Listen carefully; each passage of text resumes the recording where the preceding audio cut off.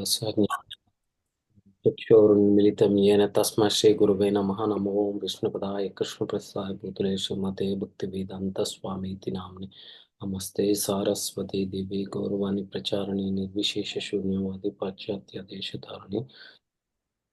जय श्री कृष्ण चैतन्य प्रभु नित्यानंद श्री अद्वैत गदाधर श्रीवासदि गौर भक्तवृंद। हरे कृष्ण कृष्ण कृष्ण हरे हरे, हरे राम राम राम हरे हरे। जय श्री जगन्नाथ बलदेव सुब्रमण्य सुदर्शन जी की जय। श्री श्री राधा माधव अष्ट सखी वृंद की जय। श्री मायापुर चंद्र की गौर नित्य पंचतत्व की जय। నరసింహదేవ్ భగవానికి జయ. ఓకే, మీ అందరికి కూడా వైకుంఠ ఏకాదశి ఏ, శుభ దినం. సో ఏంటి చాలా తక్కువ మంది వచ్చారు ఈరోజు? వైకుంఠ ఏకాదశినా? हरे సో कृष्ण प्रभु जी। హరే हरे कृष्ण प्रभु जी, दंडवत प्रणाम। ప్రణాం. ఓకే, ఈరోజు మళ్ళీ మనం మొన్న हरे మాట్లాడుకున్నట్టు कृष्णा प्रभु जी, दंडवत प्रणाम। హరే కృష్ణ. హరే కృష్ణ ప్రభుజీ. హరే కృష్ణ. ఓకే, మనం ఈరోజు మళ్ళీ ఒక हरे कृष्ण రోజు प्रभु ఇదే जी। నడుస్తుంది కదా, కృష్ణుని గురించి, కృష్ణుడు వారి యొక్క ఉమ్, బలాబలాలు, వారి యొక్క ఆపులెన్స్, ఇవన్నీ. సో అంటే వీటన్నిటికి కూడా ఇప్పుడు మనం చూసే ఐశ్వర్యం ఉన్నది, ఈ వీర్యము, బలం, ఇవన్నీ ఉన్నాయి కదా, వాటికి సోర్స్ ఎక్కడి నుంచి వస్తుందని చెప్పేసి మాట్లాడుకుందాము. The sources and basis of the love. I mean okay, యజ్జిద్భ్యా భూతిమాత్ సత్వం శ్రీమధూర్జితమైవ దత్తదేవాగచ్చత్వం మమ తేజోంశ సంభవం. సంపన్నములు సుందరములను వైభవపేతములను అగు సమస్త సృష్టి విస్తారములు నా తేజోంశము నుండియే ఉద్భవించినవిగా తెలుసుకొనను. సో ఈ శ్లోకం వచ్చేసి 10వ అధ్యాయం 41వ. సో భౌతిక మరియు ఆధ్యాత్మిక జగత్తులు యందు ఎట్టి వైభవపేతము లేదా సుందర సృష్టి అయినను శ్రీకృష్ణుని విభూతి యొక్క అంశమాత్ర వ్యక్తీకరణమే అని ఎరుగవలెను. కనుక విశేష వైభవములతో కూడినదేనను శ్రీకృష్ణుని విభూతికి ప్రాతినిధ్యముగా భావింపవలను. సో మనం ఏం అర్థం చేసుకుంటున్నాం? ఇప్పుడు భౌతిక జగత్తు కానీ ఆధ్యాత్మిక జగత్తు కానీ ఏదైనా కానీ అది ఎంత వైభవంగా, ఎంత సుందరంగా ఉన్నది అంటే దాని వెనక యొక్క సృష్టికర్త వచ్చేసి కృష్ణ భగవానుడు. సో వారి యొక్క విభూతి అంశం మాత్రమే అని మనం అర్థం చేసుకోవాలి. అయితే మనం చాలా ప్రదేశాల్లో కూడా అర్థం చేసుకోవటం జరిగింది మనకి. అదే కదా చెప్పేది మనకి. ఇప్పుడు ఒక వ్యక్తి ఒక వ్యక్తికి శక్తి కానీ, సంపద, అందం, జ్ఞానం మరియు భౌతికంగా ఎటువంటి లక్షణాలు ఉన్నా కానీ ఇటువంటి ప్రత్యేకమైనవన్నీ అవి కూడా ఒక చిన్న భాగంగా మాత్రమే మనం పరిగణించాలన్నమాట. సో అప్పుడు మనకి తెలుస్తుంది. లేదనుకో మన ఈ యొక్క భౌతిక జగత్తులో భౌతిక ప్రకృతి యొక్క ప్రభావం ద్వారా మనం అనుకుంటాము. సో మన కీర్తి, యశస్సు ఇవన్నీ కూడా శాశ్వతము. సో మనల్ని మించిన వారు ఎవరూ లేరు గొప్పవారు అని చెప్పేసి. అయితే ఈ యొక్క శక్తివంతమైన, సంపన్నుడైన ఎవరైనా కానీ కృష్ణుని యొక్క శక్తి నుంచి వచ్చిన ఒక చిన్న భాగంగా మాత్రమే పరిగణించాలి మనం. అర్థమైందా? సో ఎప్పుడైతే మనం కృష్ణ భగవానుతో అనుబంధం లేకుండా స్వతంత్రంగా శక్తివంతులుగా ఉండగలరం అని అనుకుంటామో అది తప్పు. అయితే ఎప్పుడైనా తన శాశ్వత ఎప్పటికీ విముక్తమైన అనుచరులతో భూమికి అవతరించేప్పుడు ఆయన కేవలం తన శాశ్వత అనుచరులు ఎన్నోసార్లు భూమికి అవతరించటమే కాక ప్రభువు దేనికి వస్తారు? తన యొక్క స్వంత దివ్యశక్తిని ప్రదర్శించటమే కాకుండా అవతారానికి సంబంధించినటువంటి ఒక మిషన్ ఉంటుంది. ఎందుకు రావాలి? దానికి భగవంతునికి నిర్వర్తించటం కోసం, భగవంతునికి వచ్చేసి ఇక్కడ అనుచరులుగా ఉండి సేవ చేయటం కోసం అందరూ ఉద్భవిస్తుంటారు. మనకి భగవద్గీతలో 4.5లో కూడా చెప్పినట్టు హ్మ్.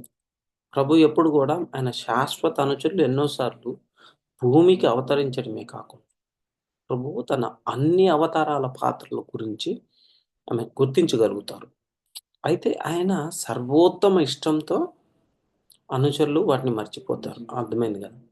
సో, అలాగే ప్రభువు మనకి కృష్ణ పరమాత్మ నుండి వెళ్ళిపోయినప్పుడు తన అన్ని అనుచరులతో కూడా ఆయన పోవటం జరుగుతుంది.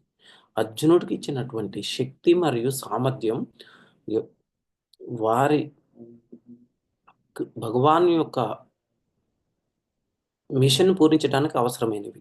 కానీ ఆ మిషన్ పూర్తయిన తర్వాత అర్జున్ నుండి ఆ అత్యవసర శక్తులను తీసివేయబడటం జరిగింది. ఎందుకంటే అర్జునుడు ఆశ్చర్యకరమైన శక్తులు అవి ఆకాశవాసులకు ఆశ్చర్యం కలిగించేవి. అంతే కదా! ఇక అవసరమయ్యే విషయాలు కావు. మనం అర్థం చేసుకోవాలి. ఓకే. ఆ రోజుల్లో ఎందుకు ఒకరికి శక్తి ఉంది, ఇప్పుడు ఎందుకు లేదు? కాలానుగుణంగా ఏమవుతుందంటే కలియుగంలో పరిశుద్ధత అనేది లేదు. అయితే ఇక్కడ ఆ రోజుల్లో కూడా అర్జునుడికి ఆ యొక్క కార్యక్రమాన్ని పూర్తి చేయటం కోసం శక్తుల్ని ఇచ్చేసి, కార్యక్రమం అయిపోయిన తర్వాతకి మళ్ళా శక్తుల్ని తీసుకోవటం జరిగింది. ఆ తీసుకోవడం ద్వారా ఏమవుతుందంటే, సో, మనం ఉన్నటువంటి శక్తులను మనం తప్పుగా వినియోగించుకోవటానికి ఆస్కారం లేదు. మనకు కూడా అంతే. ఎప్పుడైతే సో, ఏదన్నా ఇప్పుడు అధికారం ఉన్నప్పుడు చేస్తూ ఉంటారు కొంతమంది. తప్పులు అయన్నీ 5 సంవత్సరాలు గానీ మనం చూస్తూ ఉంటాం రాజకీయవేత్తలని. సో, రాజకీయ నాయకులు వాళ్ళందరూ ఏం చేస్తుంటారంటే వారి చేతిలో అధికారం ఉంది. సో, ఇష్టం వచ్చినట్టు చేయిస్తారు. చేసినప్పుడు ఏమవుతుందంటే ప్రజల్లో వ్యతిరేకత లభించేసి ప్రజలు వారికి ఉన్నటువంటి అధికారాన్ని వాళ్ళ ఓటు ద్వారా తీసుకోవటం జరుగుతుంది మళ్ళీ వెనక్కి. సో, ఇక్కడ ప్రజలకి అధికారం ఉంది. ఎందుకంటే ఈ 5 సంవత్సరాలు ఒకసారి ఓటేసాక భరించాలి. కానీ ఇక్కడేందంటే కృష్ణ పరమాత్మకు తెలుసనమాట. ఎప్పుడైతే ఇప్పుడు అంతే కదా! హిరణ్యకశిపుకి, హిరణ్యాక్షునికి, రావణాసురుడికి వాళ్ళందరికి కూడా శక్తులు ఇచ్చినప్పుడు ఏం జరిగింది? వాటిని తప్పుగా వినియోగించటం జరిగింది. ఆ తప్పుగా వినియోగించటం ద్వారా ఏమైందంటే భగవంతుడు వారికి బుద్ధి చెప్పాల్సిన అవసరం వచ్చింది. అది. అయితే ఎప్పుడైతే మనకివన్నీ ఆశ్చర్యం కలిగించాల్సిన అవసరం లేదు. ఎందుకంటే ఒకసారి మన లైఫ్‌లో ఇక్కడ మన చుట్టుపక్కల జరిగే యొక్క వాతావరణంలో కానీ, మన లొకాలిటీలో దాన్ని చూసుకుంటే అర్థమైపోతాయన్నమాట మనకివన్నీ.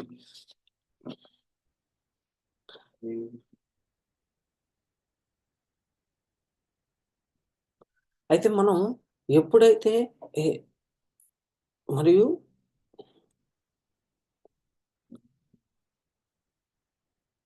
గొప్ప గొప్ప వాళ్ళ వారితో మనం పోలిస్తే సాధారణ జీవులు ఏంటి మన పరిస్థితి.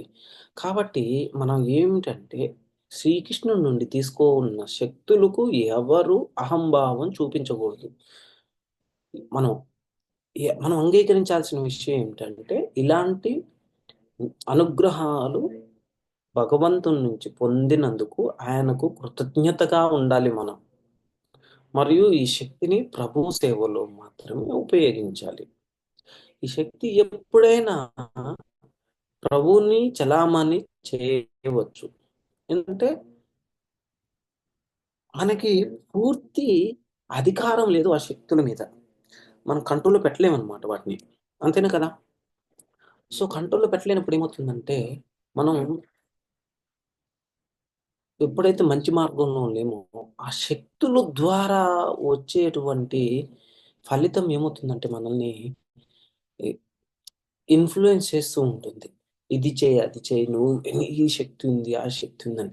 అది గూడా భగవంతుని యొక్క ఎక్స్‌టర్నల్ ఇన్‌ఫ్లూయెన్సే అనమాట. అది చేస్తూ ఉన్నప్పుడు మనకి సరైన బుద్ధి, అవగాహన లేకపోతే ఏం చేస్తామంటే, తప్పుడు దారిలో వెళ్తూ ఉంటాం. ఆ తప్పుడు అప్పుడు ఏం చేస్తామంటే మనం శక్తిని కోల్పోవటం జరుగుతుందన్నమాట. అదే మనం ఎప్పుడు కూడా భగవంతుని కృతజ్ఞతగా ఉండాలి గానీ, భగవంతుని మీదనే ఇప్పుడు తెలుసు గదా! ఒక రాక్షసుడు వరం పొంది భస్మాసురుడు గురించి తెలుసు కదా! శివుడి నుంచి వరం తీసుకుంటాడు. ఏం చేస్తాడు? శివుడి మీదనే ప్రయత్నించాలని చెప్పి చూస్తాడనమాట. అజ్ఞానంతో అది. సో, ఎప్పుడైనా గానీ ఎ యొక్క మనకి ఏదైనా సంపద ఇచ్చినప్పుడు గూడా గానీ, దాన్ని భగవంతుని సేవలో ఉపయోగించాలి. లేని పక్షంలో మనకి కలిగినటువంటి ఐశ్వర్యానికి ఒక అర్థమే లేదు. అయితే ఈ ప్రపంచంలో ఉన్న వారందరూ కూడా అనుభవం లేకపోవటం వల్ల యొక్క కాలం నాశనం చేసిన పెరిగి జీవితానికి ఏమి విలువ మనం అర్థం చేసుకోవాలి. ఒక క్షణం పూర్ణ జ్ఞానంతో ఉన్నటువంటి వ్యక్తి హ్మ్, అది ఒక పరమహితం కోసం అన్వేషణ ప్రారంభానికి మాత్రమే మూలమవుతుంది. సుఖదేవ్ మహారాజ్ ఏం చెప్తారంటే, సో ఎప్పుడైతే ఒక వ్యక్తి హ్మ్, చాంటింగ్ గురించి తెలుస్తూ ఉంటుందో ఒక పూర్తి అవగాహనతో చాంటింగ్ చేయటం ద్వారా ఏమవుతుందంటే, ఇటువంటి మలినాలన్నీ తొలగిపోతాయి. మనం ఏంటి, మనకి ఏదన్నా ఒక అవకాశం వచ్చింది మంచిది ఏదైనా గానీ, అది భగవంతుని కృప ద్వారా వచ్చింది మనకి. అర్థమైందా? మనం ఎప్పుడు కూడా వీటన్నిటి నుంచి హ్మ్, మనల్ని మనం దూరంగా పెట్టుకోవాలి. సో, మనం ఏం చెప్పుకుంటాం ఇక్కడ జీవగోస్వామి చెప్పినట్టు మనకి స్క్రిప్చర్‌లో చెప్పినట్టు ఏందంటే హ్మ్.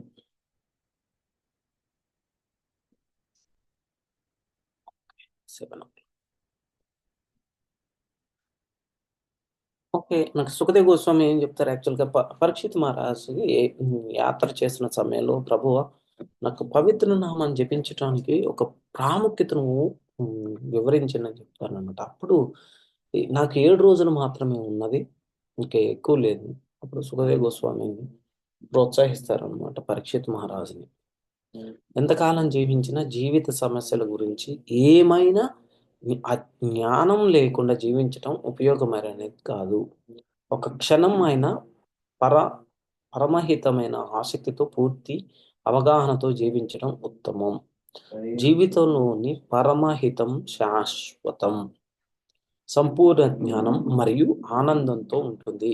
భౌతిక ప్రపంచంలోని బాహ్య లక్షణాలతో మాయమై ఆహారపానాలు మరియు ఆనందం పొందే జంతువుల ప్రవర్తనలో రమణీయమయ్యేవారు తమ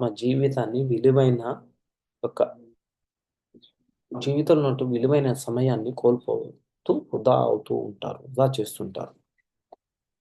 ఎప్పుడైతే మానవ జీవితము ఒక బద్ధుడై ఉంటాడో అతని ఆధ్యాత్మిక విజయాన్ని సాధించడానికి ఇచ్చినదని ఈ లక్ష్యాన్ని సులభమైన పద్ధతి ఏమిటంటే పవిత్ర నామం చేయటం ద్వారా మాత్రమే సాధ్యమవుతుందని చెప్పి తెలుసుకోవాలి. మనకి జీవ గోస్వామి ఏం చెబుతారు? ఎప్పుడైతే కృష్ణుని యొక్క పవిత్ర నామానికి సంబంధించిన అపరాధాల అంశంలో ప్రామాణిక శాస్త్రాల నుండి అనేక కట్టుబాట్లు చెప్పటం జరిగింది. అయితే మనకి విష్ణు యమల తంత్ర నుండి జీవ గోస్వామి చెప్పినట్టు పవిత్ర నామాన్ని జపించడం ద్వారా అన్ని పాపాల ప్రభావం నుండి మోక్షం పొందవచ్చు అనమాట. మనకి మార్కండేయ పురాణం నుండి కూడా భక్తుని భగవంతుడు భక్తుని దుష్ప్రతిపాదించకూడదు అంటే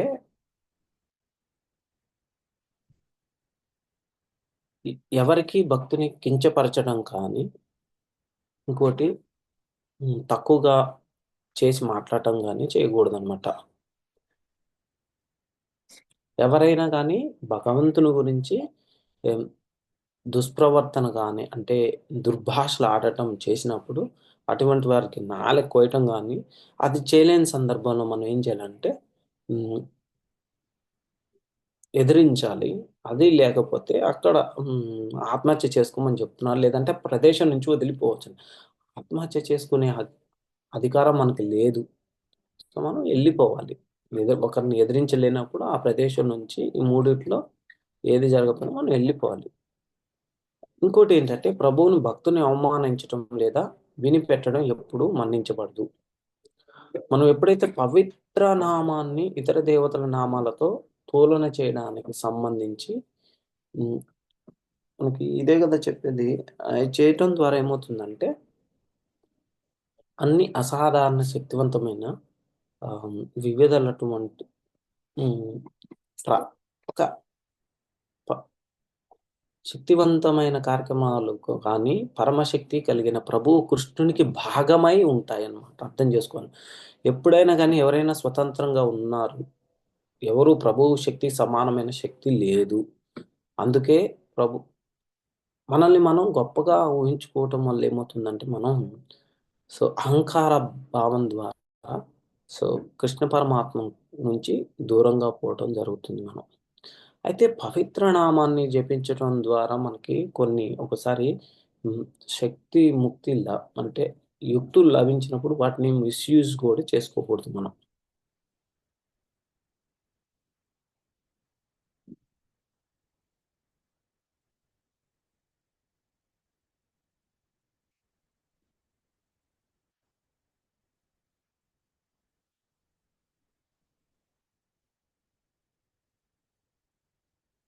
మనకి అదే కదా చెప్పేది ఇప్పుడు.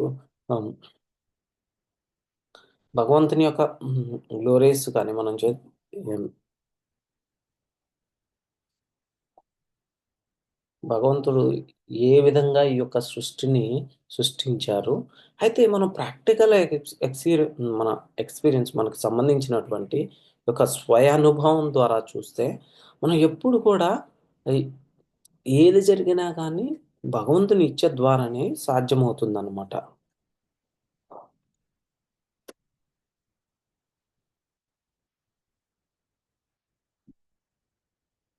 అది అర్థం చేసుకోవాలి మనం ఎట్లా ఇది ఎలా సాధ్యమవుతుంది. ఇప్పుడు ఒక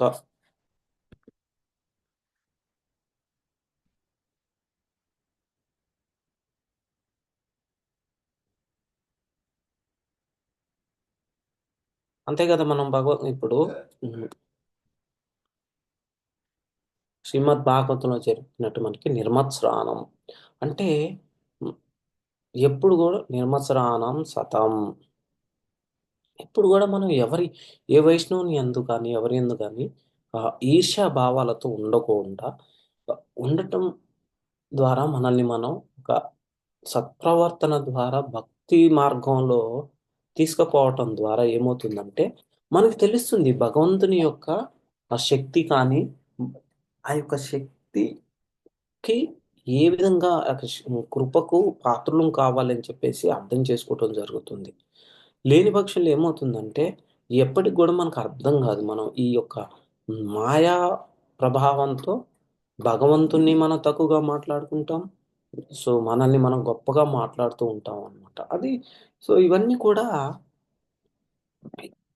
ఆ యొక్క విభూతి యొక్క ఈ ఈ రూపం యొక్క ఫలితాలు అన్నమాట. ఎట్లా అంటే మనల్ని ప్రభావితం చేస్తూ ఉంటాయి అన్నమాట. కృష్ణుని యొక్క ఇప్పుడు రెండు రకాలు దానవులు అండ్ దేవతలు. దానవులు ఏం చేస్తుంటారు? దానవులు సో వారెప్పుడు కూడా భగవంతునికి యొక్క కోరిక వ్యతిరేకంగానే ప్రవర్తిస్తూ ఉంటారు.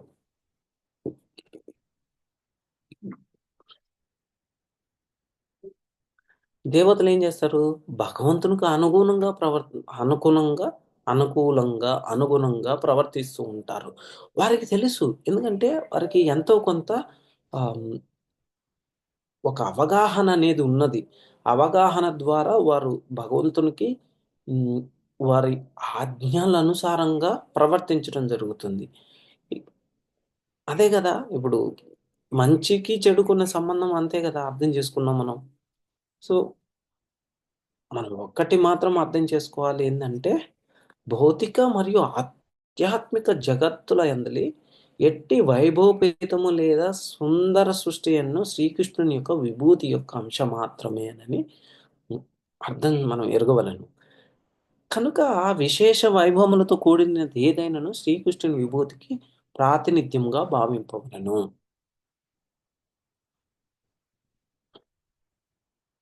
అదే కదా. కానీ అర్జున, ఈ సవిస్తారమైన సవి జ్ఞానముకు అవసరం ఏమున్నది?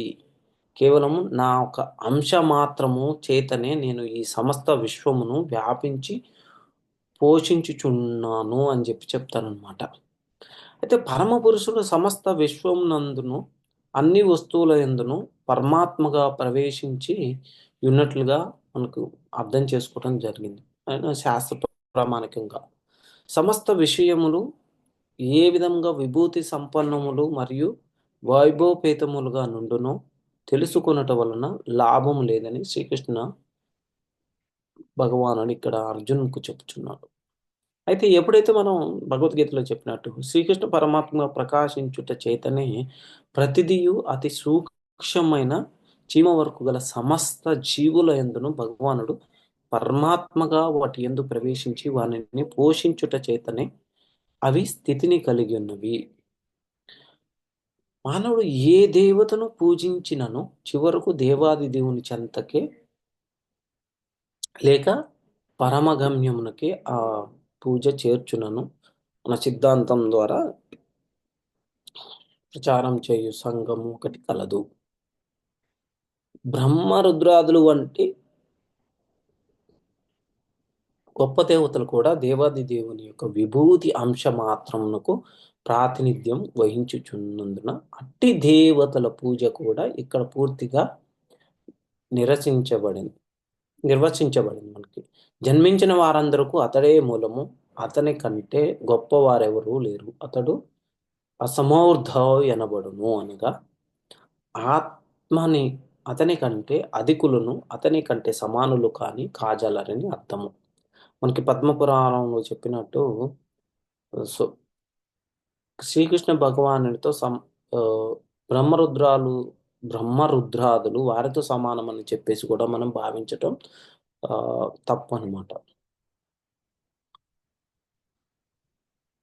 మనం అట్లా భావించటం ద్వారా ఏమవుతుందంటే నాస్తికులుగా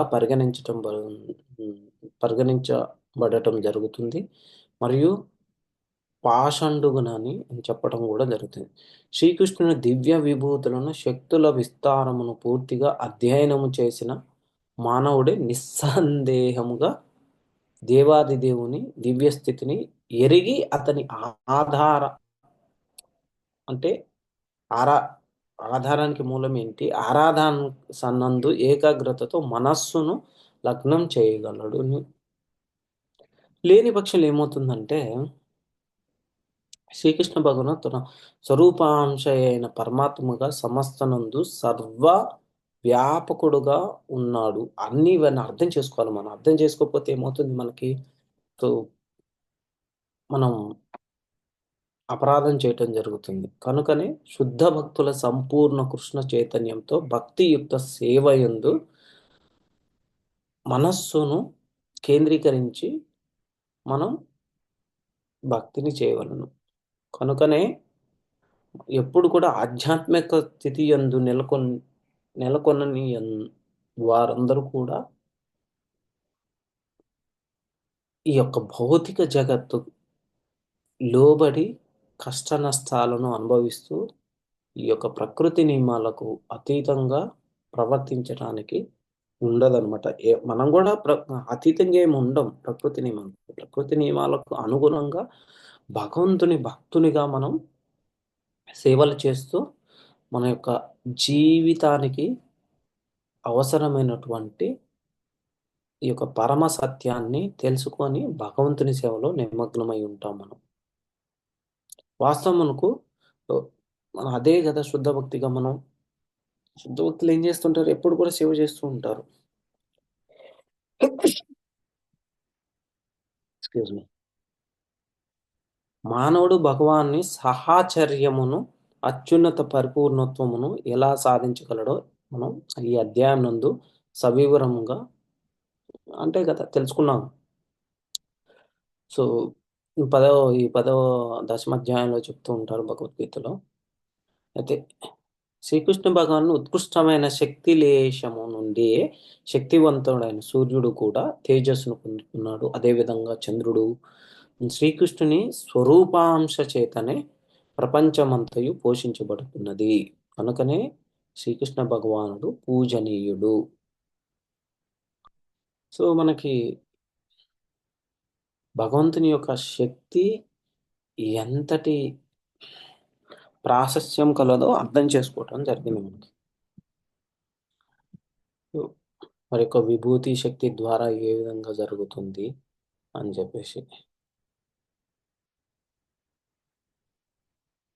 సో మనం పుత్రద ఏకాదశి గురించి మాట్లాడదాం. ఈరోజు చాలా పవిత్రమైన ఏకాదశి కూడా. సో ఇక్కడ పుత్రద ఏకాదశి గురించి మనం యథావిధంగా మనకి యుధిష్ఠిర మహారాజు అడుగుతాం, ఓ ప్రభు మీరు సఫల ఏకాదశి గురించి అద్భుత గుణాలు బాగా వివరించారు. ఈ పౌష మాసంలో డిసెంబర్ జనవరి కృష్ణపక్షంలో జరుగుతుంది కదా. సో ఇప్పుడు ఈ మాఘమాసం కదా ఇది. మనకి మాఘమాసంలో వచ్చేటువంటి ఈ రెండో ఏకాదశి తర్వాతకి అయితే ఈ మాఘమాసంలో వచ్చే మనకి చాలా ఉమ్, నిశ్చితంగా వివరించడం జరిగింది. సో పవిత్ర రోజున ఏ దేవతను పూజించాలి? ఓ పురుషోత్తమ, ఓ శ్రీకేశ, దయచేసి ఈరోజు మీరు ఎలా సంతోషంగా ఉంచాలి మిమ్మల్ని అని చెప్పేసి చెప్తుంటారు. అప్పుడు ఆమ్, కృష్ణ పరమాత్ముడు ఈ విధంగా చెప్తారు, ఓ ధర్మపతి వ్రతరాజ, సమస్త మానవత్వం కోసం నేను ఇప్పుడు పౌష శుక్ల ఏకాదశి వ్రతాన్ని ఎలా ఆచరించాలో చెప్తాను. ముందు వివరించినట్లుగా ప్రతి ఒక్కరు కూడా ఏకాదశి వ్రత నియమాలు మరియు నిబంధనలను అత్యుత్తమంగా పాటించాలి. ఈ నియమం పుత్రద ఏకాదశి కోసం కూడా వర్తిస్తుంది. ఇది అన్ని పాపాలను తరిమిపెట్టి ఒక్కరి ఆధ్యాత్మిక గమనం కలగజేస్తుంది.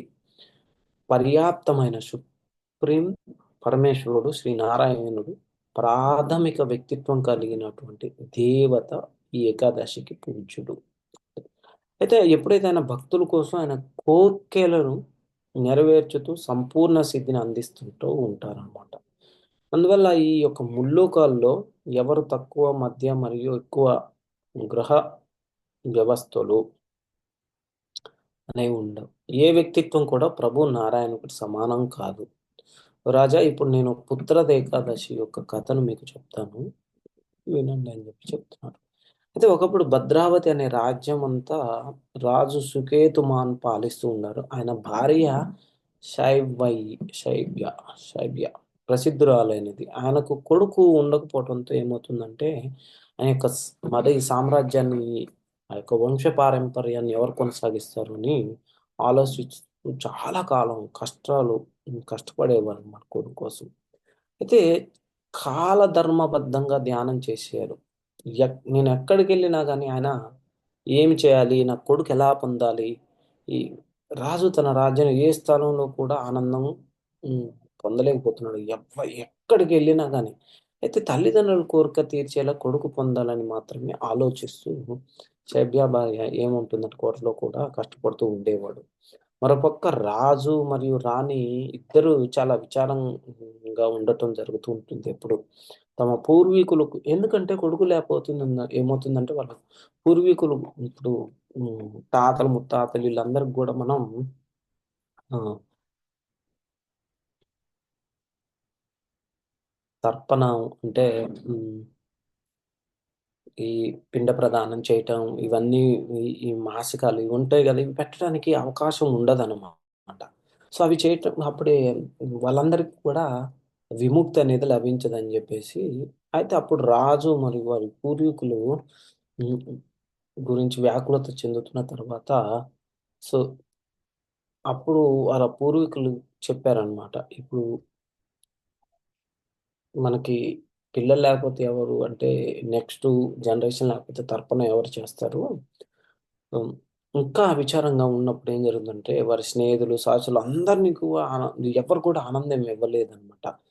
ఇది మనుష్య జీవితం పూర్తిగా ఈ బాధ కలిగించే విషయము.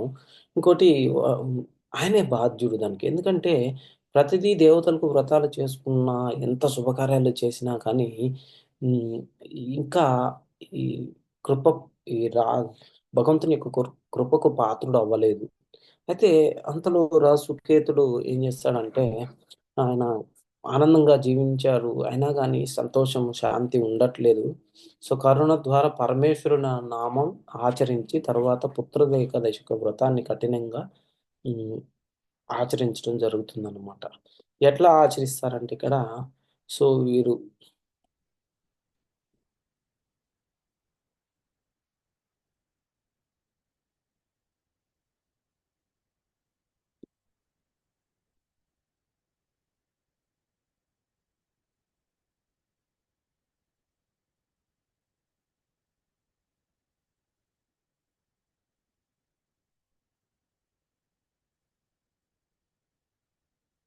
ఓకే.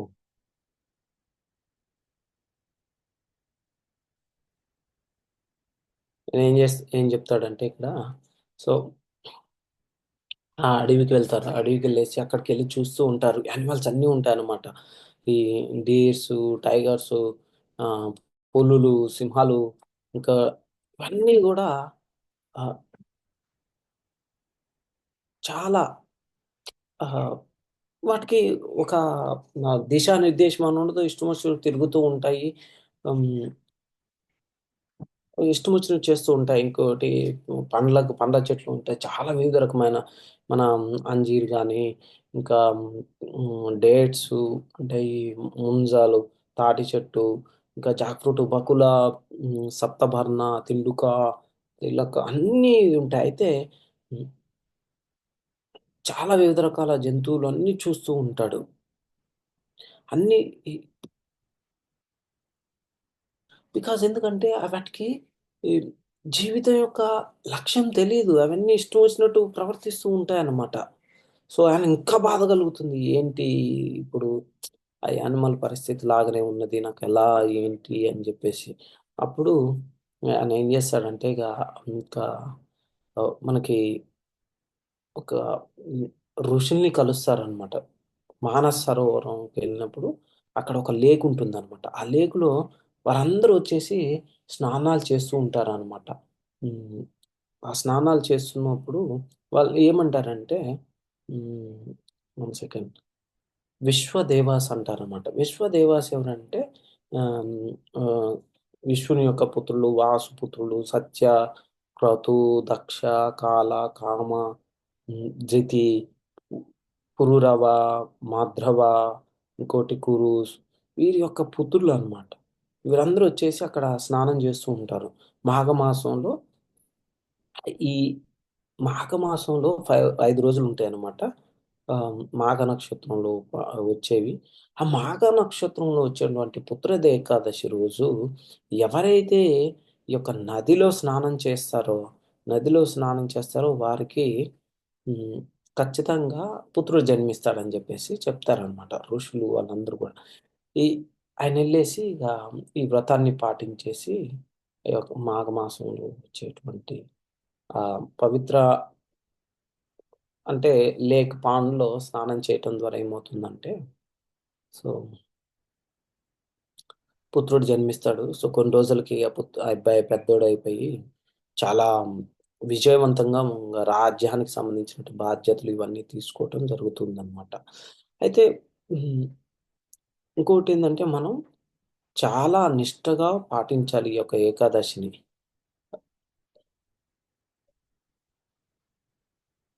ఇంకోటంటే ఈ యొక్క ఏకాదశి పాటించటము, వినటం ద్వారా గూడా అదే మనకి ఫలితం లభిస్తుంది. మరియు మనకి అశ్వమేధ యజ్ఞం చేసినటువంటి ఫలితం గూడా లభిస్తుందనమాట. సో, ఇదొచ్చేసి మనకి సేమ్ యథావిధంగా భవిష్య పురాణం నుంచి వేదవ్యాస్ ఆహ్, వివరించడం జరిగింది. రైట్.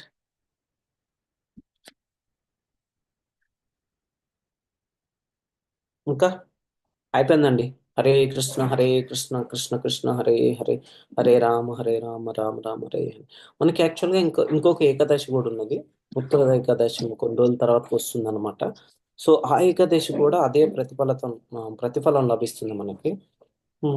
పాటించటం ద్వారా ఏమవుతుందంటే పిల్లలు లేని వారు అయితే ఇవి గూడా హ్మ్.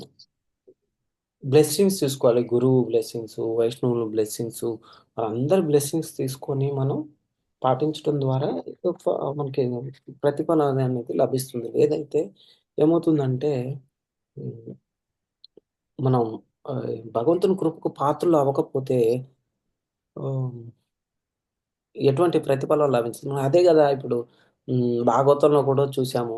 ఇంకోటి ఎన్ని స్టోరీలు వినట్లేదు. శాస్త్రంలో మనకి మెన్షన్ చేసినట్టు పిల్లలు పిల్లలు చాలా మందికి రాజులకి పిల్లలు కలగరు అంతే.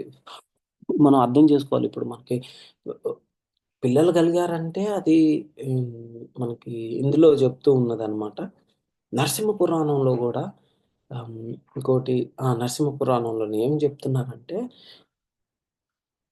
తల్లిదండ్రులకి పిల్లలు కలిగారంటే అది ఎన్నో జన్మలు, లక్షల వేల జన్మల నుంచి చేసుకున్నటువంటి పుణ్యం అది.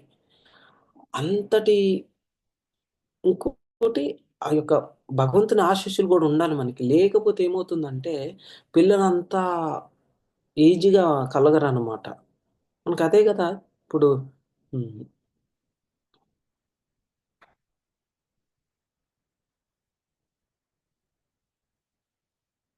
పిల్లలు ఎందుకు యాక్చువల్గా కృష్ణ భక్తిలో ఉంటే ఏమవుతుందంటే మనకి ఇవన్నీ పిల్లలు లేకపోయినా ఏం కాదు. అట్లానే సో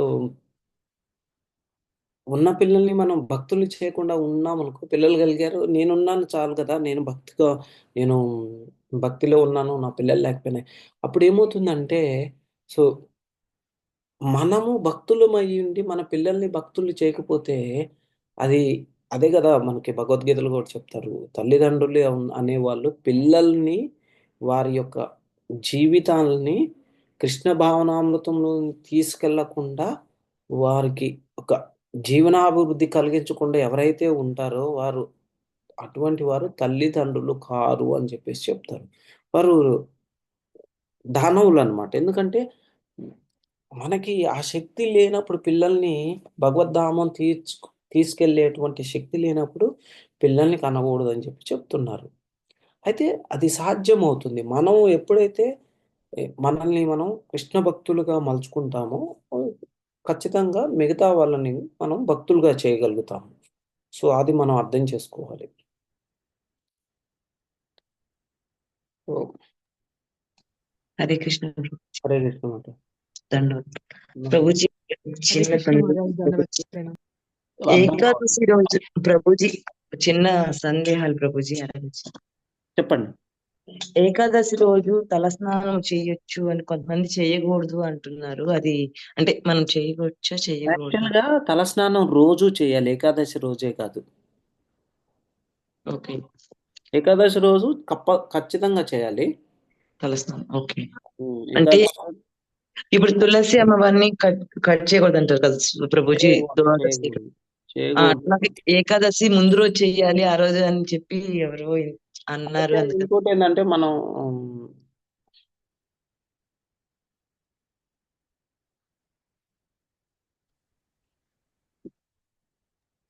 ఏం చేస్తామంటే తులసి మారని నార్మల్‌గా హరే కృష్ణ ప్రభుజీ. ముందు రోజు మనం తులసి మారాన్ని తలంటుకుంటాం అనుకుంటున్నారేమో మాతాజీ. ఆ! ఆ! తలంటుకుంటాం అనుకుంటున్నాను మాతాజీ, అనుకుంటున్నాను ప్రభుజీ. తలస్నానం అంటే ఆ!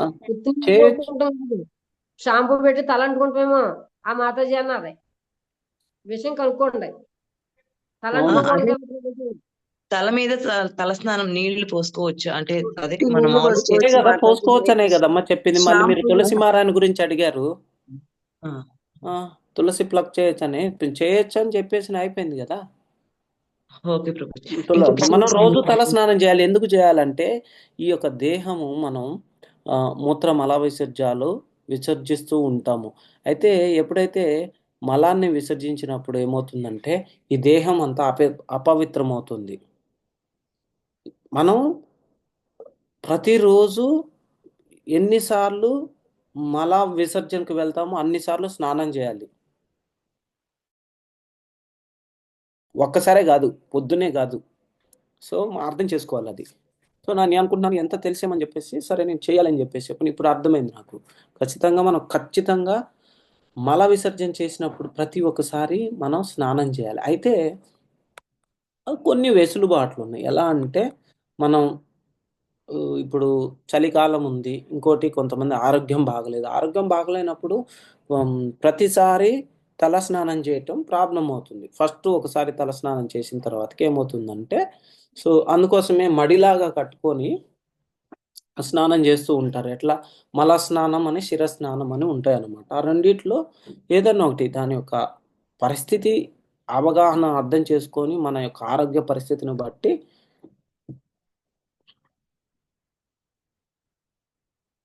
మనం సో ప్రవర్తించాలి. ఇంకోటి తులసి మారాన్ని ఆ రోజు ఏకాదశి రోజు కానీ, ద్వాదశి రోజు కానీ మనం తులసి మారాన్ని పట్టుకోకూడదు. అంటే పట్టుకోవటం అంటే కోయటం కానీ, తులసి దళాలు ఇవన్నీ. అందుకోసమనే ముందు రోజు తీసుకుంటాము. ఇంకోటి ఏంటంటే మనకి మర్చిపోయామనుకో, అక్కడ తులసి మహారాణి దగ్గరకు వెళ్ళినప్పుడు మనకి కొన్ని పండిపోయిన ఆకులు ఉంటాయి. ఆ ఆకులు రాలి ఉంటాయి. అవి తీసుకొని కూడా భగవంతునికి మంచి శుభ్రంగా శుభ్రపరిచి సో భగవంతునికి పాదాలకి మనం అర్పించవచ్చు. అది సో అర్థమైంది కదమ్మా? అర్థమైంది ప్రభుజీ. Thank you Prabhuji. ధన్యవాదాలు ప్రభుజీ. అయితే ఇంకొక చిన్న సందేహం. తులసి మారాణిని మనం కోచేటప్పుడు ముందు ఒక మంత్రం ఉంటుంది, కోసిన తర్వాత కూడా ఒక మంత్రం ఉంటుంది. అవి చెప్పించాలన్నమాట. సో అవి మన మాతాజీస్ ఉంటారు కదా, గ్రూప్ లీడర్స్, వాళ్ళు కావాలంటే మీకు గ్రూప్లో పెడతారు. అది ఓకే ప్రభుజీ. చెప్పండి ధన్యవాదాలు. ఇంకెవరు? ఇప్పుడు మనము టెంపుల్ కి వెళ్తాం కదా ప్రభుజీ. అప్పుడు ఉపవాసం ఉన్నప్పుడు టెంపుల్ కి వెళ్తే మనకి అది పంచామృతం అని ఇస్తారు కదా ప్రభుజీ. దాంట్లో పెరుగు కలుస్తుంది కదా. ఉపవాసం ఉన్న రోజు తీసుకోకూడదు కదా ప్రభుజీ? పెరుగు తీసుకోవచ్చు, ఎప్పుడైనా తీసుకోవచ్చు. పెరుగు ఒక చతుర్మాసంలో తప్ప. ఏకాదశి రోజు తీసుకోవచ్చా ప్రభుజీ? పెరుగు తీసుకోవచ్చు కదా, తప్పే ఉంది ఏకాదశి రోజు. నేను ఎప్పుడు వెళ్ళలేదు తీసుకోకూడదని. అంటే ఒక పాలు ఒకటే తీసుకోవచ్చేమో, పెరుగు అంటే ఇప్పుడు టెంపుల్స్ కి పాలు, పెరుగు, నెయ్యి తీసుకోవచ్చు. ఓకే ప్రభుజీ. Thank you. అదే పంచామృతంలో పెరుగు కలిసిది కదా, తీసుకోవచ్చు. చరణామృత తీసుకోవచ్చు. భగవత్ చరణాలు తగిలింది తీసుకోవటం మన అదృష్టం. దాని ద్వారా ఒక్క ద్రవణం తీసుకున్నా కానీ కొన్ని లక్షల జన్మల నుండి చేసినటువంటి పాపాలన్నీ కూడా నశించబడతాయి. ఇంకోటి మనం భగవంతునికి చేరువ అవుతాం అన్నమాట. శ్రీకృష్ణ ప్రభుజీ, ఇందా మాతాజీ అడిగింది తలస్నానం అంటే మీరు ఊరుగా తల మీద నీళ్లు పోసుకోవటం అని చెప్పింది.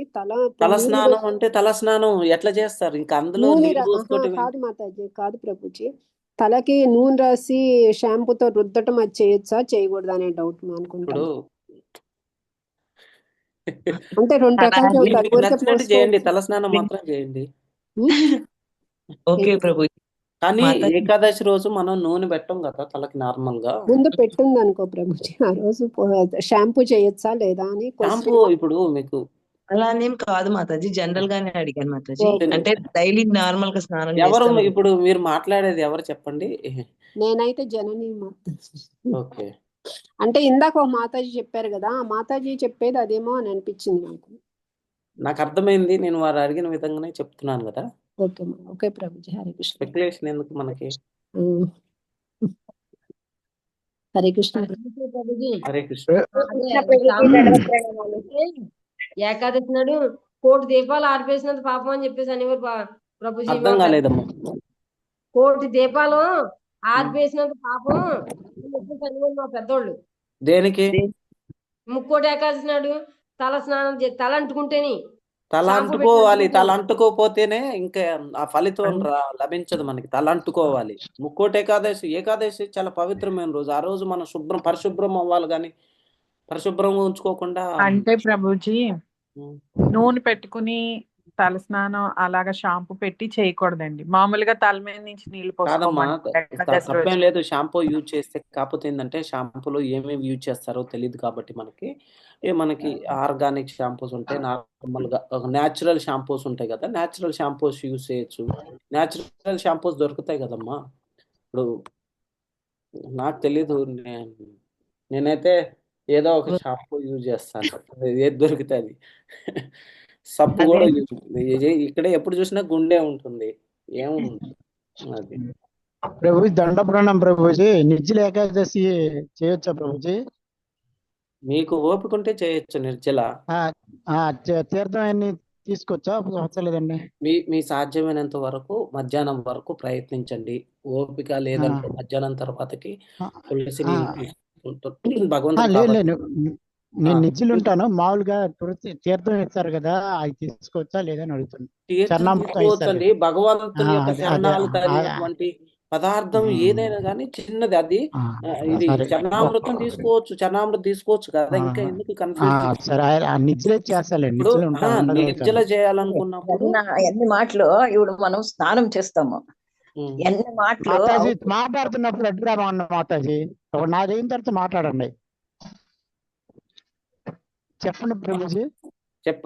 అదే ఇప్పుడు చరణామృత మనం ఎప్పుడైనా కానీ నిర్జల ఏకాదశి అప్పుడు కూడా ఒక డ్రాప్ తీసుకోవచ్చు. కానీ ఇప్పుడు ఒక సామెత ఉందన్నమాట. ఏం చెప్తారనమాట, నేనేం చేస్తానంటే నిర్జల ఏకాదశి చేస్తున్నానని చెప్పేసి స్నానం చేసేటప్పుడు మీద నీళ్లు పోసుకున్నప్పుడు ఎవరు చూడలేదని చెప్పేసి అలా తీసుకుంటే అది అపరాధం అవుతుంది. అదేవిధంగా నది స్నానానికి వెళ్ళినప్పుడు కూడా ఏమవుతుందంటే, మనం నదిలో లోపలికి వెళ్ళాము, నన్ను ఎవరు చూడలేదని చెప్పేసి ఉటకలేయటం, అట్లాంటివి చేయకుండా కొంతమంది అంటారు నొమ్ము కూడా మెంగకూడదు అంటారు. అయితే ఈ రోజు అయితే నిర్జల ఏకాదశి కాదు, పుత్రద ఏకాదశి. అయితే మీరు ఈ ఏకాదశిని కూడా నిర్జల చేయాలనుకున్నప్పుడు చేయండి. మీకు బట్టి ఎంతసేపు అయితే అంతసేపు చేయండి. కాకపోతే చేయడం ద్వారా మీ యొక్క వ్రతం అనేది భంగం కలగదు. హరే కృష్ణ ప్రభు. ఇప్పుడు మాట్లాడండి మాతాజీ. అర్థమైంది కదండి అందరికి? కంపల్సరిగా రోజు స్నానం చేయాలి, తల స్నానం ప్రతిరోజు తల స్నానం చేయాలి, తప్పు లేదు.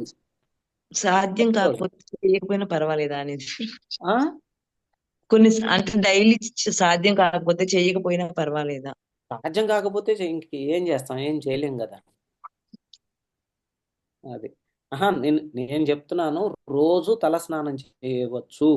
సాధ్యం కానప్పుడు మనం ఏం చేయలేము. ఆరోగ్యం బాగలేనప్పుడు కానీ, ఇంకా ఒక్కోసారి ఏమవుతుందంటే ఎవరన్నా కుటుంబంలోకి సంబంధించిన వ్యక్తులు ఎవరన్నా కానీ ఈ అంటే చనిపోవటం జరిగినప్పుడు ఫోన్ వస్తున్నా,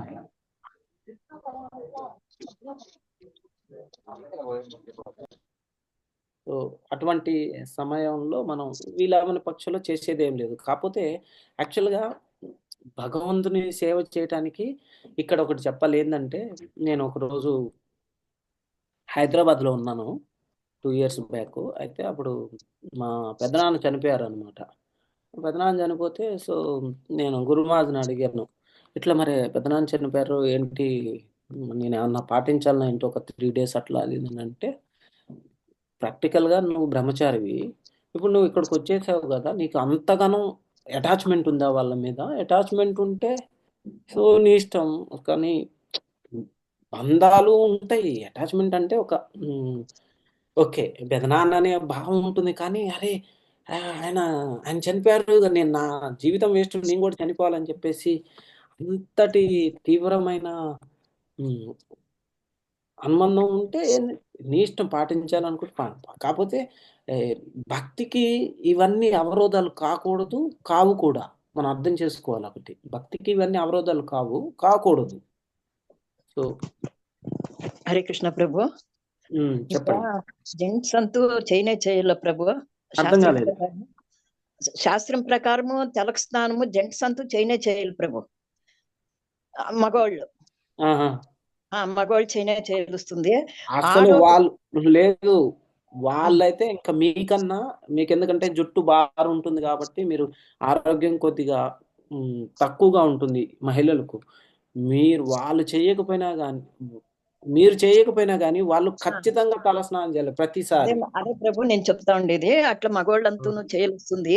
ఆడవాళ్ళకి ఒక సీమంత రేఖ అనేది ఉంటుందంట తల్ల. అది ఆడవాళ్ళది అంత శుభ్రం, అది అంత శ్రేష్టంగానే ఎంటుకలు కూడా శ్రేష్టమే అయిపోతుందంట. అందుకే దినము తలకు స్నానం చేసే పని లేదు ఆడవాళ్ళు అని చెప్తారు కదా ప్రభు. చేయొచ్చమ్మా, ఆడవాళ్ళకి అట్లేం నేనే ఇప్పుడు కదా. మనం ఈ వైష్ణవ పద్ధతుల్ని పాటించాలన్నమాట. ఆ, అర్థమైంది. వైష్ణవ పద్ధతులను పాటించాలి. మన గురువును ఆచార్యులు ఏం చెప్తున్నారు దాన్ని బట్టి పోతే ఏమవుతుందంటే మనకి కొన్ని సార్లు ఏమవుతుందంటే ఆమ్, ఈ కర్మకాండ సిద్ధాంతాలు పాటించాల్సిన అవసరం లేదు కూడా అన్ని. ఇప్పుడు మనం భగవంతుడికి నైవేద్యం పెట్టాలి. మనం శుద్ధంగా లేనప్పుడు భగవంతుడికి ఏ విధంగా మనం వంట వండి నైవేద్యం పెట్టగలుగుతాం? అంతే కదా, ఇది సింపుల్. స్నానం ఇప్పుడు స్నానం అంతా మనల్ని మనం ఇది చూడు, దేహ్యం ఇప్పుడు మనకి 2 రకాలు, బాహ్య దేహము, అంతర్దేహము. అంతర్దేహము పవిత్రం కావటం కోసం భగవత్ నామస్మరిస్తాము. బాహ్య దేహం పవిత్రం కోసం ఏం చేస్తామంటే స్నానం చేస్తాం. మనం మంచిగా స్నానం ఆచరించి ఈ యొక్క భగవత్ తిలకాన్ని మన యొక్క దేహం మీద అప్లై చేసుకొని ఆచమన అన్నీ చేసుకొని చేస్తాం. ఆ విధంగా ఏమవుతుందంటే మనం కొద్దిగా శుద్ధి అనేది వస్తుంది. ఆ శుద్ధి ద్వారా భగవంతునికి ఏదైనా కుక్ చేసి ఆఫర్ చేయటం జరుగుతుంది. లేని పక్షంలో ఏమవుతుంది, అది ఆ శుద్ధత అనేది లేకపోతే భగవంతుడు యాక్సెప్ట్ చేయడు. మనం బేసిక్ ఏంటంటే ప్రతిరోజు కూడా అందరూ తలస్నానం చేయవలెను. పరిస్థితి అనుకూలించకపోతే అది వేరు విషయం. అది ఇంకోటి ఏంటంటే ఈ యొక్క కర్మకాండ పద్ధతులు అనేవి మనం ప్రతిరోజు చాలా విషయాల్లో వస్తూ ఉంటాయి, పాటించాల్సిన అవసరం లేదు. కొన్ని ఏంటంటే దేశకాల పరిస్థితులను బట్టి మనం అదే మనం ఎప్పుడైతే ఆచార్యులు చెప్పినవి, ఇంకోటి ఈ యొక్క భగవద్గీత, చైతన్య చరితామృత, రోజు ఇంకా ప్రభుపాదుల వారు చాలా పుస్తకాలు రచించారు. ఇవన్నీ చదవటం ద్వారా ఏమవుతుందంటే మనకి అన్నీ కూడా చాలా నిశ్చితంగా తెలుస్తాయి మనకి. అప్పుడు భగవంతుడు మన బుద్ధికి కొద్దిగా ఇంటెలిజెన్స్ అనేది ప్రేరేపించడం జరుగుతుంది అనమాట. దాని ద్వారా ఏమవుతుందంటే అన్నీ కూడా ఆటోమేటిక్గా సమయానికి మన యొక్క బుద్ధి కుశలత ద్వారా అన్నీ అర్థం చేసుకోవటం జరుగుతుంది. ఈ శాస్త్రాలు చదవటం ద్వారా అన్నీ జరుగుతాయి. షడ్గోస్వామిస్ అందుకే కదా ఈ మనకి చైతన్య చరితామృతలో కానీ భాగవతంలో కానీ ప్రభుపాదుల వారు ఇంకా విశ్వనాథ్ చక్రవర్తి ఠాకూర్ ఇవన్నీ కూడా చాలా వివరణ ఇచ్చారు. ఆ వివరణలన్నీ ఎలా తెలుస్తాయి మనకి? చదివటం ద్వారా. ఆ చదవకపోతే ఏమవుతుందంటే ఓకే మనం ఒక స్థాయికి వచ్చేసరికల్లా అన్నీ అర్థం చేసుకోలేము. ప్రతి ఒక్క చిన్నదానికి కూడా డౌట్ వస్తుంది. ఏది మంచి, ఏది చెడు, ఏది కర్మకాండ, ఏది యొక్క భక్తి ఈ మార్గంలో ఉన్నది అని చెప్పేసి అర్థం చేసుకోలేము. ఇవన్నీ అర్థం చేసుకోవాలంటే ప్రతిరోజు మనం ఖచ్చితంగా చదువుతూ ఉండాలి. మన అర్థమైందా? మన స్వయానుభవం ఏంటంటే చదవటం ద్వారా, వినటం ద్వారా. చదవలేదనుకో మనకు అర్థం కావు ఏవి. ఇంకోటి మనం కూడా అక్కడ ఇక్కడ వినటం అనేవి అన్నీ కూడా మానాలన్నమాట. వారి ద్వారా, వీరి ద్వారా ఎవరెవరో ఉంటారు చాలామంది. ఈ యొక్క ఆన్లైన్ ప్లాట్ఫామ్ వచ్చిన తర్వాతకి ఈ యూట్యూబ్లో, ఇంకోటి సోషల్ మీడియాలో, వాట్సాప్లలో అన్ని చోట్ల కూడా చాలా వీడియోస్ వస్తుంటాయి. చాలామంది అది ఇవి అన్నీ చెప్తూ ఉంటారు. అయితే వాళ్ళు ఈ వైష్ణవ సిద్ధాంతం తెలియకపోవచ్చు కదా కొంతమంది. సో కర్మకాండ ప్రకారం చెప్తూ ఉంటారు. ఆ కర్మకాండ ప్రకారం ఓకే మనం నియమనిష్టలు పాటించాలి. వైష్ణవ ప్రకారం కానీ కర్మకాండ ప్రకారం నియమనిష్టలు పాటించాలి. కానీ ఇప్పుడు మనం ఇంతకుముందు కూడా మాట్లాడుకున్నాం. సూర్య గ్రహణం కానీ చంద్రగ్రహణానికి కానీ నార్మల్గా ఏం చేస్తారంటే మందిరాలన్నీ బంద్ చేయటం జరుగుతూ ఉంటుంది. మందిరాలన్నీ ఒక్కొక్క సిద్ధాంతం ప్రకారం. అయితే మనకి భక్తి సిద్ధాంత సరస్వతి ఠాకూర్ ఏం చెప్తున్నారు? యాక్చువల్‌గా భగవంతుడికి సూర్యగ్రహణం, చంద్రగ్రహణం ఇవన్నీ వర్తించవు. ఆయన అందరికి మానవులకు వర్తిస్తవి అవి. ఎందుకంటే మనం అంత స్థాయిలో లేము. కానీ సూర్యుడు, చంద్రుడు వీరందరూ కూడా భగవంతుని ఆధీనంలో ఉన్నారు. భగవంతుడు పాటించాల్సిన అవసరం లేదు. మనం భగవంతునికి చేయవలసినటువంటి కైంకర్యాలంటే ఈ యొక్క సేవలు ఏ విధంగా కూడా మనం బంద్ చేయటానికి అంటే ఏం, ఆటంకం చేయటానికి మనకి అధికారం లేదు. So okay. ఇంకా మిగతా వాళ్ళందరూ ఉన్నారు మనతో పాటు. వారు ఏమన్నా మనల్ని తప్పుగా అర్థం చేసుకుంటారు. మన మీద అవగాహన లోపం కలుగుతది అని చెప్పే ఉద్దేశంతో ఏం చేస్తామంటే, ఓకే. మెయిన్ గేట్ బంద్ చేసేసి మందిరం యొక్క ఆలయ ఈ ఆల్టర్ దాన్ని బంద్ చేయకుండానే పూజలు యథావిధంగా చేస్తూ ఉంటాం మనం. అందులో తప్పేం లేదు. అయితే మనం పాటించొచ్చు. ఇప్పుడు గ్రహణం వీడిపోయిన తర్వాతకి మందిరాన్ని అంటే నార్మల్‌గా క్లీన్ చేసేసి భగవంతుడికి మనం కూడా స్నానం ఆచరించేసి ఎందుకంటే మనం ఇంకా అంత పూర్తి స్థాయిలో భగవంతుని శుద్ధనామం జపించట్లేదు. మనకి ఇంకెక్కడో ఒక మూలన కోశాన అనిపిస్తూ ఉంటుంది ఆత్మన్యూన్యత. ఏమనంటే అరే! నేను తప్పు చేస్తున్నానా?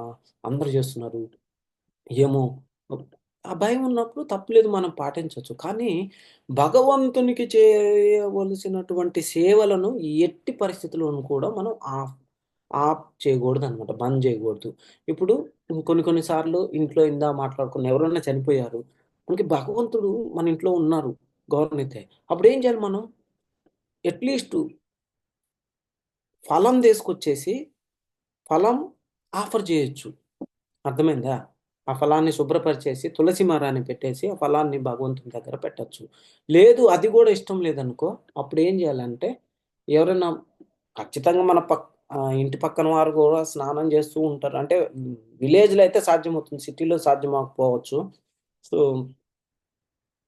భగవంతునికి లేని పక్షంలో అటువంటి పక్షంలో విగ్రహాల్ని ఏదో ఒక డివోటీ హౌస్ ఒక వారం రోజులు, 10 రోజులు లేదా 11 రోజులు వేరే ఒక డివోటీ హౌస్ కన్నా పంపించాలి. అది. ఎందుకంటే మార్గాల్ని వెతకాలి మనం. ఎటువంటి క్లిష్ట పరిస్థితుల్లో ఎటువంటి యొక్క మనకి అవాంతరాలు వస్తాయో, అవాంతరాల నుంచి మనల్ని మనం కాపాడుకోవటం ఏ విధంగా అనేది మనకి అది స్వతహాగా భగవద్ ధ్యానం చేస్తే మనకి అది భగవంతుడు ఇస్తాడనమాట. ఆ బుద్ధి కుశలత అనేది. అది. అర్థమైంది కదా! ఇంకా ఏమన్నా డౌట్స్ ఉన్నాయా చెప్పండి. అడగండి ఏం కాదు తప్పులేదు. ఒక్కరోజు మనం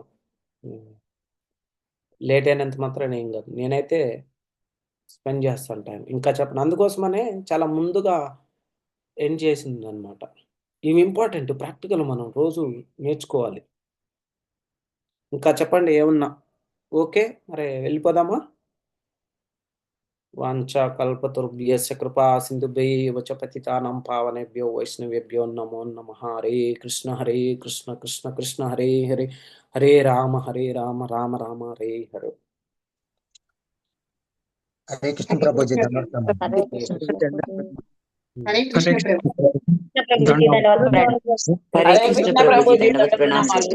హరే కృష్ణ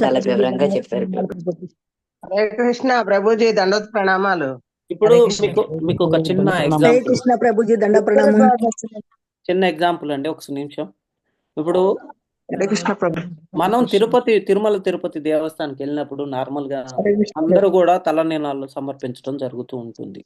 అయితే ఎందుకు మహిళలు ఒక 3 ఏమంటారు ఏదో అంటారు కదా, 3 సార్లు కత్తిరిస్తారు? ఆలోచించారు ఎప్పుడన్నా? లేదు ప్రభుజీ. ఏంటంటే శాస్త్రాల్లో ఏం మెన్షన్ చేసిందంటే మనం ఒక్కోసారి పాటించకపోవచ్చు. ఎప్పుడైతే స్త్రీ వారి యొక్క యజమాని అంటే భర్త పతి బతికున్నప్పుడు వారు పూర్తిగా కేశాలని తీయకూడదనమాట. అది తీస్తే అపశకునం అని అంటారు.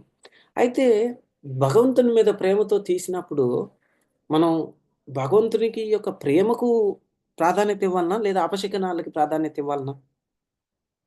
చెప్పండి. భగవంతుడి ప్రేమకి ఇవ్వాలి ప్రభుజీ. భగవంతునికి ఇంపార్టెన్స్ ఇవ్వాలి. అయితే ఇంకోటి ఏంటంటే, కానీ మనం అందుకోసమని ఇప్పుడు యాక్చువల్గా శాస్త్రాల్లోని మళ్ళీ ఏం చెప్పారంటే, ఎప్పుడు అలౌడ్ అంటే భర్త చనిపోయినప్పుడు మాత్రమే వారు కేశాలంకరణ తీయవలను. భర్త చనిపోయిన తర్వాతకి కేశాలని వాళ్ళు పెంచకూడదని చెప్తున్నారు. మనం ఎందుకు చేయట్లేదు అవన్నీ? మరి దాన్ని మూఢనమ్మకంగా భావించాలన్నా? శాస్త్రం చెప్పినట్టు ఎట్లా?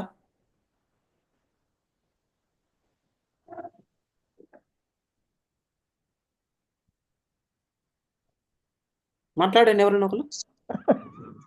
ప్రభుజీ సో అందుకోసమనే మనం భక్తి మార్గంలో ఏం చేయాలంటే, ఒక ఆచార్యులు గురువు మనకి మన శిక్షా గురువు ఏ డౌట్ వచ్చినా వాళ్ళని అడిగి తెలుసుకొని మనం పాటిస్తూ ఉంటామన్నమాట. ఇప్పుడు ఇవన్నీ మనం ప్రాక్టికల్గా అనుభవిస్తూ ఉన్నాము, రోజు జరిగేవి అనమాట. తప్పు లేదు మనకి ఒక సందేహం రావటం. ఆ సందేహాన్ని వచ్చినప్పుడు దాన్ని పూర్తిగా అవగాహన తెలుసుకోవటం కూడా చాలా ముఖ్యమైనది. అది రైట్. హరే కృష్ణ హరే కృష్ణ కృష్ణ కృష్ణ హరే కృష్ణ హరే హరే, హరే రామ హరే రామ, రామ రామ హరే హరే. హరే కృష్ణ ప్రభుజీ, దండవత్ ప్రణామం. Thank you so much Prabhuji, ధన్యవాద్ ప్రణామ్. Hare Rama Rama Rama Hare Hare. Thank you devotees అందరికి వైకుంఠ ఏకాదశి పుత్రత ఏకాదశి శుభాకాంక్షలు. మళ్ళీ రేపు కలుద్దామండి. హరే కృష్ణ. చాలా చాలా బాగా చెప్పారు.